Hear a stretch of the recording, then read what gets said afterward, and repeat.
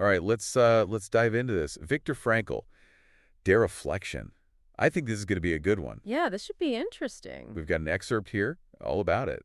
And listeners are always asking about flow states, how to get into that flow, how to stop overthinking. Well, Frankl had a lot to say about he that. did. Yeah, I mean, he went through some pretty intense stuff himself, Yeah. but really believed in this idea of dereflection as like a key Yeah. to unlocking potential. So for those who maybe haven't heard that term before, what is dereflection all about? It's really about kind of shifting our focus away from ourselves. It's sort of like a mental reset button to break free from those thought loops. Yeah. Yeah, it's like we get stuck Yeah. in our own heads. Exactly. And the more we try to force focus, the more we just focus on the fact that we can't focus. Like the text gives this example Right. of somebody really struggling to concentrate. And I think we've all been there. Oh, yeah. Where it's like you just get so frustrated that you can't focus, and that just keeps you from focusing Right. even more. Yeah, you just get more and more aware of the fact that you're not doing Right. what you're supposed to be doing. And Frankl, he used these terms, excessive self-reflection and excessive self-observation. Yeah, he was Those are really big words. Yeah, he was getting at the problem with that hyper-awareness of Yeah. the self. And that's actually what he argued prevents us from getting into that state of flow. It's funny because, you hear a lot about the benefits of self-reflection, Right. like examining your thoughts and feelings, journaling and all that. Yeah.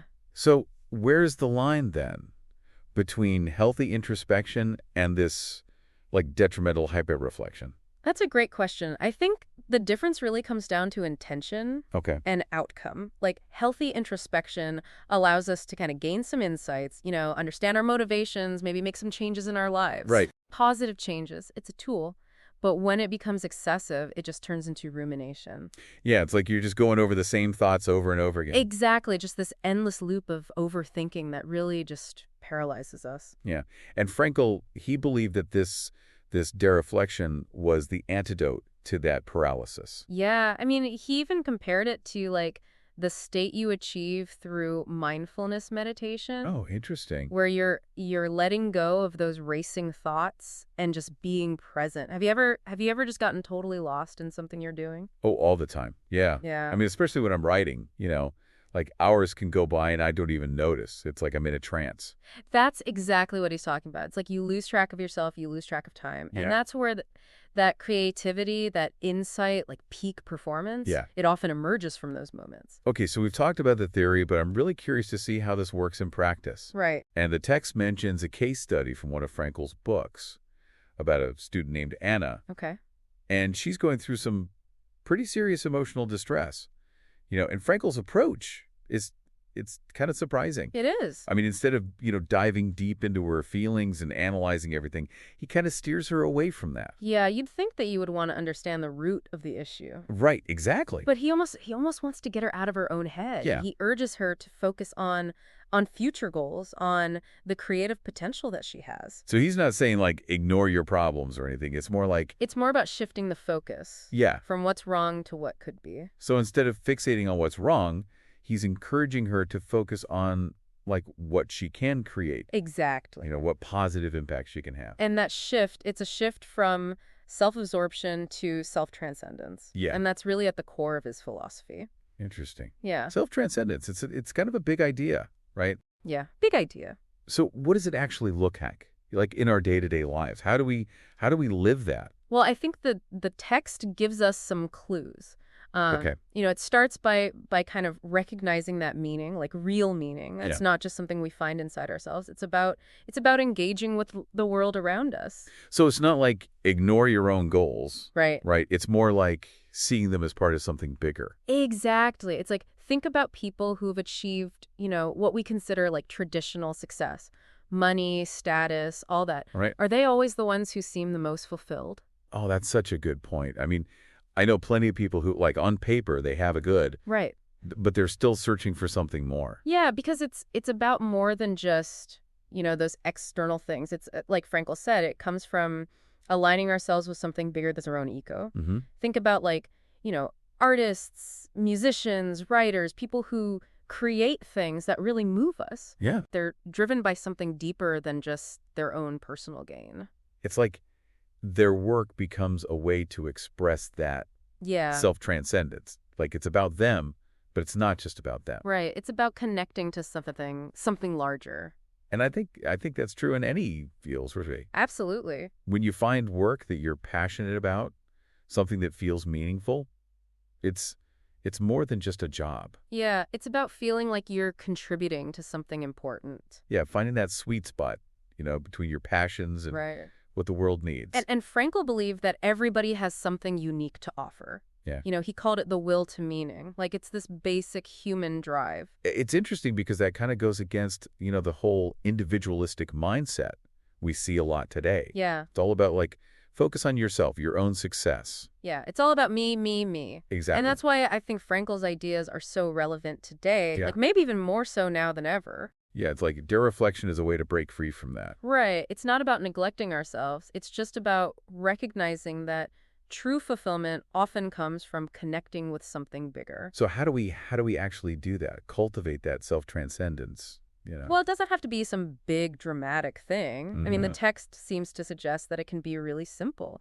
It can be, finding joy in those everyday moments, Yeah. appreciating the beauty around us, or just being present with people, Yeah. being present with the people we love. I remember reading somewhere that Frankl, even in the concentration camps, Right. he found meaning in the midst of that suffering. Yeah. It wasn't about the circumstances. It was about his internal state, It's his choice. his choice to focus on something beyond his pain. Yeah. And it really shows the resilience Yeah. of the human spirit. And he believed that even in those like really dark times, we always have that freedom to choose how we respond, Right. to find meaning. To choose our attitude. Yeah. So it's not about waiting for the perfect conditions, Right. or achieving some big goal. It's a practice. It's something we can do every day. Exactly. It's something we can practice every day. In the little things. In the small moments as much as the big ones. And that's where I think this idea of dereflection comes in. It's about shifting that attention away from our own Yeah. anxieties, limitations,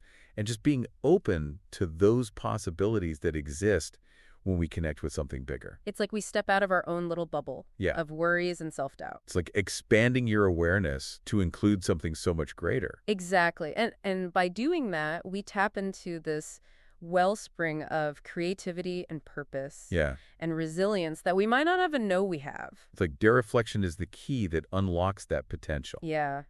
I like that. It's funny, as we're talking about this, I'm thinking about like all these ancient wisdom traditions. Right. And it's like this idea of self-transcendence, letting go of the ego. It's not new. Yeah. It's a pretty universal theme Yeah. if you think about it. Like whether it's Buddhism, Taoism, even mystical traditions in the West, there's always this idea of moving beyond the self. Yeah, to find real meaning. Exactly. It's like Frankl's giving us this modern psychological Framework. Yeah, a framework to understand this ancient wisdom. I like that. It's like it's not tied to any one belief system. It's just human. Yeah, it's about the human experience. There's that line in the text that really stuck with me. Frankl says, "The more one forgets himself by giving himself to a cause to serve or another person to love, the more human he is and the more he actualizes himself." Powerful stuff. It really is. It's like when we're so focused on ourselves, it's like we're in this tiny little boat, just getting tossed around by every wave. Right. But when we shift our focus outwards, we connect to something much bigger, much more stable. We find our anchor. Yeah, exactly. And it's interesting because in the text, Frankl talks a lot about the future, like the importance of focusing on what awaits us, what we can create. Yeah, he was all about purpose, having a vision for the future. And it doesn't have to be, curing cancer or anything. It Right. can be anything that gives you a sense of direction, of meaning. Yeah, it's about finding what lights you up, what calls to you. And that line in the text, something awaits us. Oh, yeah. It's almost like there's a destiny out there just waiting for us to step into it. Yeah, gets me every time. So what might that be for you, listener?